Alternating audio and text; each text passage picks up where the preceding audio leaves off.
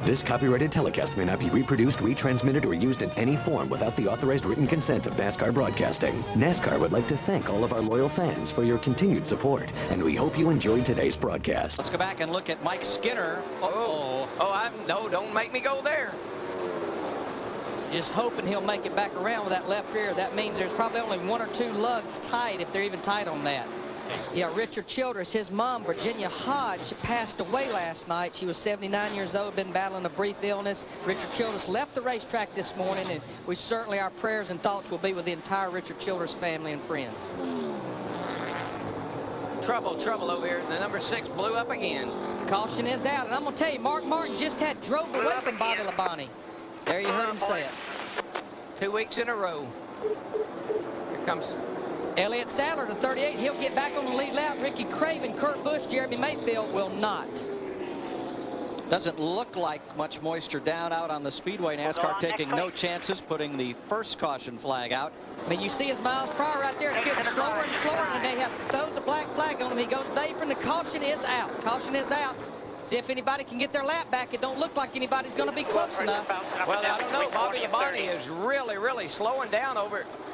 Bill Elliott coming hard. Half of the field's going to get their lap back. Crashing back in the back straightaway, off turn 2. I think they're going to crash here trying to get back on the lead lap. Can Elliott make it? No. Sterling Marlin in the 40 was trying as well. You know, it's a good thing to let people get their lap back, but you can't do it way over in the middle of 3 and 4. Oh, boy. Brett Bodine. Kurt Busch smoking down on the apron there, but even if he's not putting anything down, Mike, the distraction of a car smoking. You saw Brett Bodine and Kenny Wallace in the 23 car getting together right off turn 2 onto the backstretch. And John Andretti is going to drive right through one for the second week race today. And where he really beat Tony. Got one smoking down the back. Is that Bill? Bill Elliott. Yeah, it is. Bill Elliott, outside pole sitter, and by a wide margin, the hero of these fans in Georgia. And I got to tell you, week in and week, it's a 500-mile race. You put that low gear in that baby here, and you run this thing without a lot of cautions, you turn 9,200, it won't make it here. It's too long of a race. And I was surprised yesterday, and I go back to Mark Martin, who's in the garage area with an engine failure. There was cars ran a lot of laps yesterday. I mean, 60, 70 laps on top of the 325. Circuit last year. And I think just the determination. Rusty just got in the wall off turn 2 over there. Yeah, the whole side of that car is flat. He got into it real hard down in turns 1 and 2. I'm sorry, guys, I didn't. And he's trying to get to pit road, but he can't get to pit road. Caution is out. Caution is out. He hurt the car, Larry, and that was something that I just got this feeling about Rusty. His car's fast. He knows how to win. He's got to keep up with the adjustments. At this moment, crew chief Bill Wilburn is praying for a caution. Smoker in turn 1. He may get his wish. Going into 1. A lot of smoke from Kenny Schrader. Clean about oil. Caution is out. That is the break Rusty Wallace needs right there. I think he was screaming on. Did you hear that? Complain about oil. Complain about it. I don't know. Just complain about it. That'll put him back to 12th place, Dick. The reason we're under caution is Jamie McMurray had a right rear tire go down, and the cloud of smoke made it look like he might have been the 3rd Dodge driver to lose an engine today. Such is not the case. They replaced the tire, and he's back out. That's what when I looked over and he was just smoking like crazy, I said, uh-oh, engine failure. But how much interest do you think we can? And the problem is they're 3/4 of a lap behind leader Bobby Labonte. And you can just see these cautions. Caution is out. Caution is out. Boy, does this change the complexity of this race. And DW, you made the call. Oh, history kicked in again, didn't it, buddy? Sure it is. It's good being a historian. Ricky Rudd coasted on pit road and into the garage. And that's a Roush engine, too, so that's 3 Roush engines in the garage here along with Mark Martin and Kurt Busch. Things will be busy at Roush Industries this week. And Bill Elliott, Kenny Schrader, and perhaps the 42 of McMurray. 3 Dodges, 3 Fords. Now, pit stops. How about that 17 group? I don't want to take anything away from Bobby Labonte's crew, Jeff Gordon crew, but history says the 17 crew is the crew to watch. Yep. Something's wrong with that 48 car. He couldn't go. He got hit on the restart. And Greg Biffle just got in the back of Ricky Craven trying to get around Jimmy Johnson. Traffic jam. Second week in a row that Johnson has been plagued with trouble toward the end of the race. Oh, there he is. He's blowing up on the back, I believe. And another car is slow going into turn 3. That's Andretti. And a car's up near the wall in turn 3. That's the 99 car. No caution yet. Caution is out. Caution Gotta have is a out. caution. Gotta have a caution. There is action everywhere. You all right, Jesse? That's another Roush engine, if it is an engine now. If it is an engine, there's an awful lot of smoke, Darrell. It sure looks like it. Yep. Matt? Mike, Jimmy came on the radio and said, I think there's something wrong with the motor. Right now, Chad is asking me, are you sure it's something wrong with the engine? And Jimmy goes, oh, yeah. It's definitely something's wrong with the engine. Oh, yeah. You can smell it. Well, that's the first of the Chevrolets to have engine trouble today. Yeah, it's mainly been Dodges and Fords that's had the problems. He proved that by going around Jeff Gordon on the outside. Here's Dave Blaney trying to hold off Joe Nemechek, and that's for 8th place. Jimmy Spencer just ahead of them in 7th. Got a heck of a race back in here, guys.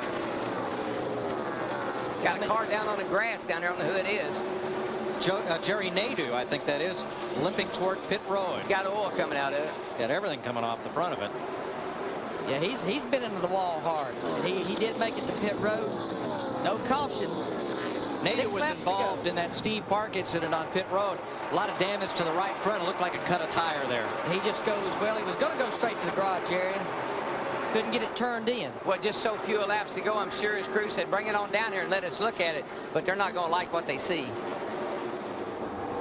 Well, I know what Michael McSwain liked what he sees. That's that 18-car lead. Here goes Nadeau right here. That's the signs of a tire going down. Maybe, but the thing, it's almost like something was bent, you know, like in the steering from that accident on pit road. And it just didn't. And he couldn't control it. 5 laps to go for Bobby Labonte. 1 second ahead of Jeff Gordon. And Dale Earnhardt Jr. has settled in 3rd, 1.5 seconds off the lead. Matt Kenseth has not been able to gain on the leaders, but he's holding a strong 4th right here. And Kenseth is in position to take over the point lead. Yeah, he's running the same lap times as Bobby Labonte and Jeff Gordon, but the problem is he's 2.5 seconds behind with 4 laps to go.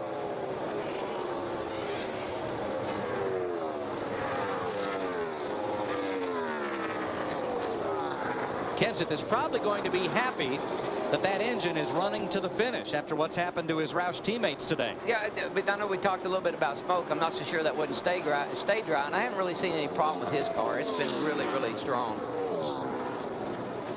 Jeff Gordon, Dale Earnhardt Jr., they're trying all kinds of different lines at both ends of the racetrack. They just don't seem to be gaining none on Bobby Labonte. No, they're pretty well spread out about the same. Bobby's just got them covered. There's no way.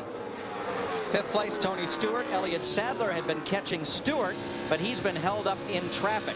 Jimmy Spencer in 7th, Dave Blaney in 8th, and Joe Nemechek in 9th. Those are the lead lap cars. Ryan Newman, the pole sitter, is 10th. Out there wrestling a car with no power steering 1 lap down. If Ryan Newman ever has a routine day with no problems and no getting behind, he could lap the field. 2 laps to go, a little over 3 miles for Bobby Labonte. Greg Biffle's had a good day, guys. He's finishing up here. He's 13th right now. A guy didn't make the race last weekend. That's a Roush car. Pretty nice job. And I tell you, right in front of him, a guy that's had a good steady run, Ricky Craven in that 32 car. He's 12th 1 lap down. Again, that's a team, I think, Larry, that's going to get better as the year goes on. With the new Pontiac, their own engine program, they got a good program. And Johnny Benson got a lap down early. Fought hard the rest of the day. He's in 11th place. White flag over the interstate batteries, MBNA Pontiac of Bobby Labonte, looking for his 6th Atlanta victory. He's just strolling away on these boys now. He's got him about a 20-car length advantage headed off into turn 3. No lap traffic, clear racetrack. Off turn 4 and still running laps just above 31 seconds. Here he comes. Bobby Labonte scores his 20th career victory in the Bass Pro Shops MBNA 500. Joe Gibbs Racing, his team, has now won 7 of the last 14 races here. Jeff Gordon in 2nd, Dale Earnhardt Jr. in 3rd, Matt Kenseth in 4th, and Tony Stewart, his teammates, in 5th. And there you see one happy crew. Well, that's a great job. I mean, the way they ran last week at Vegas, coming here today, this team is back to their old self.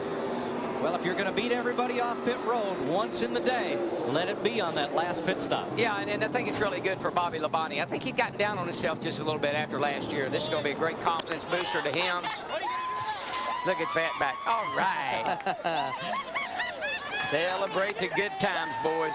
You know, that had to be a tough decision for Michael Fatback McSwain to leave Robert Yates Racing at the end of last year. I'm sure he questioned it for a long time, and here he is in victory lane 4 races into this 2003 season. I'm sure it's just coincidence that their pit is...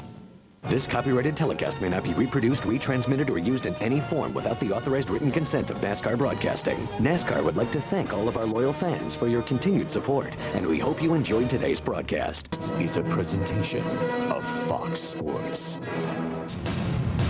This has been a presentation of Fox Sports.